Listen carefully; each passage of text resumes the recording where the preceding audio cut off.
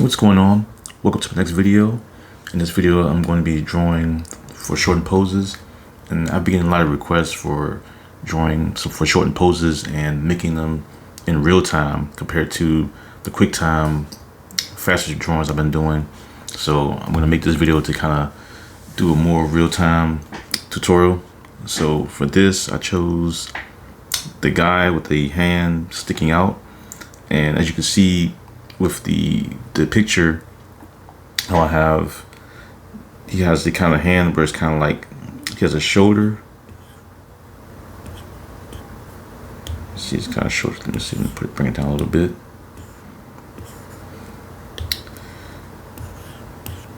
Where it's like the shoulder is kind of like a circle, and then you have the arm, and then you have the forearm, and also the hand.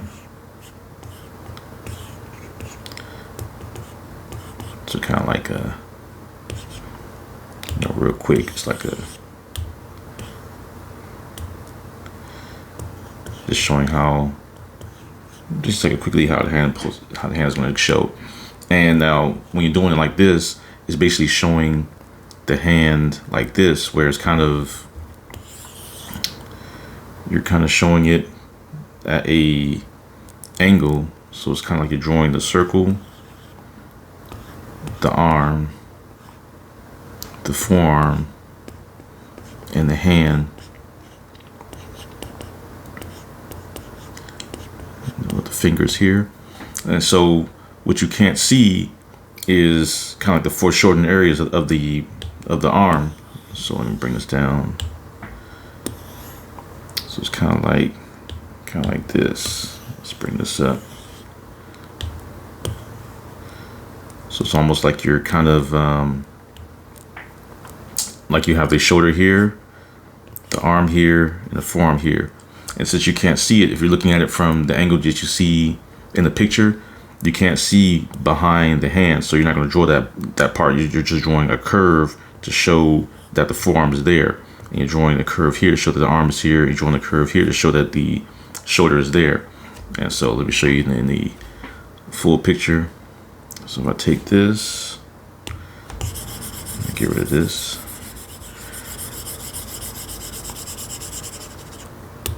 So now drawing it out, I'm going to draw the head first. I mean, I could draw the hand first if I want to.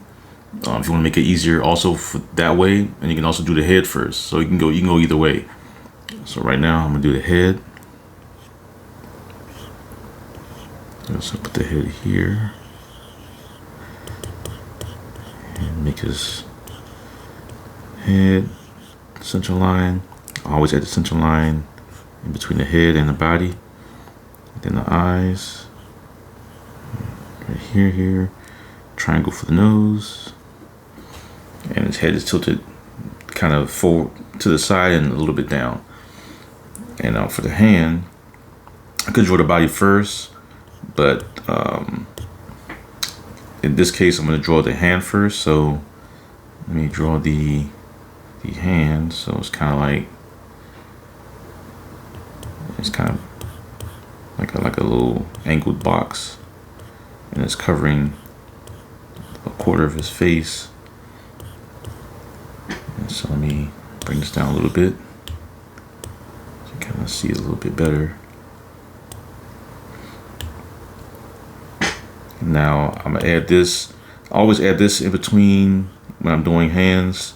It's kind of like the palm area, and this part where the thumb is going to be. And I kind of like to add this to kind of, sometimes it's an easier way for me to draw hands, or during when I was learning how to draw hands, it was an easy way for me to figure out where the fingers are going to go, and drawing different body parts, as far as structuring out the hand. And now let me add a little curve for the fingers. So we got 1, 2, 3, 4. And now I'm going to bring out this one. I'm going to bring out the other one, other finger. So spread out a little bit.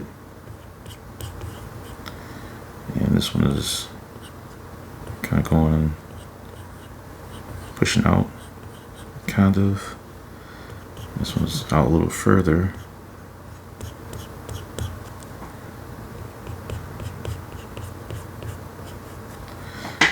And now I'm gonna add these separation parts for the three crevices of the finger. And it's rounded, so it's easier. Adding them in is kind of giving it the 3D effect,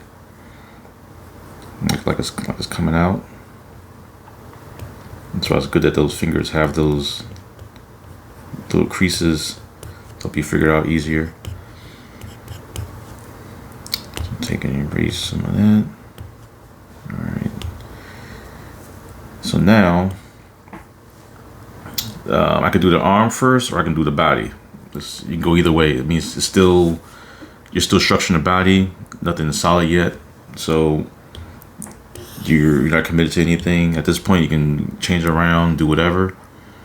And so right now I'm going to add in the body. So I'm gonna do the body first. So I'm gonna add in the body here. I mean, you can go either way. You can do the circle, or you can do the box shape for the body. I'm going for the circle, or more of an oval, or half oval. And put this here to break that off. And you normally be drawing an oval, I can kind of go all the way up like this, but I know where it's going to go, so I'm going to leave this out. Leave that part empty because the hand is there, and I don't want to get it too jumbled, to make it easier for me to figure out where everything goes. And bring it down here at the waist.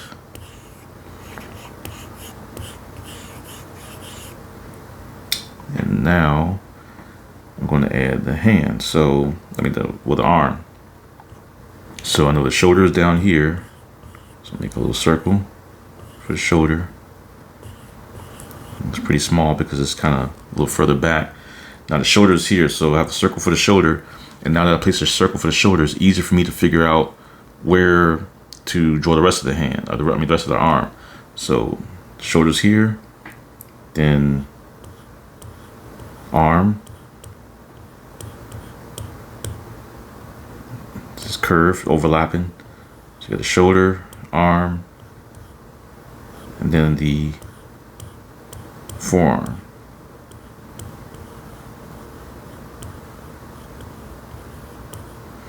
And now you're done. And so when you're adding in the clothing and different things like that, you just drop the clothes around, or whatever you're adding in. The chest, you see his arms kind of raised up, so I'm making the line here where the chest is going to be. And sometimes when you're drawing poses from something like this, especially since the guy in this picture is wearing a shirt or a piece of clothing, it kind of blocks where you see how the figure moves, or the positioning of the body, which is why in most cases when you go to art classes and things like that, they have less clothing on, because it's easier for you to show the shapes of the body, to see how the body moves and how it functions. But when they're wearing clothing, it kind of covers all that up. But drawing shapes like this is kind of a way to figure out how to get that, or figure it out. So it's kind of like you're overlapping these. And so now when I'm bringing it this way to show more of how it is, you have the circle, that's the arm, and the forearm, and then the hand.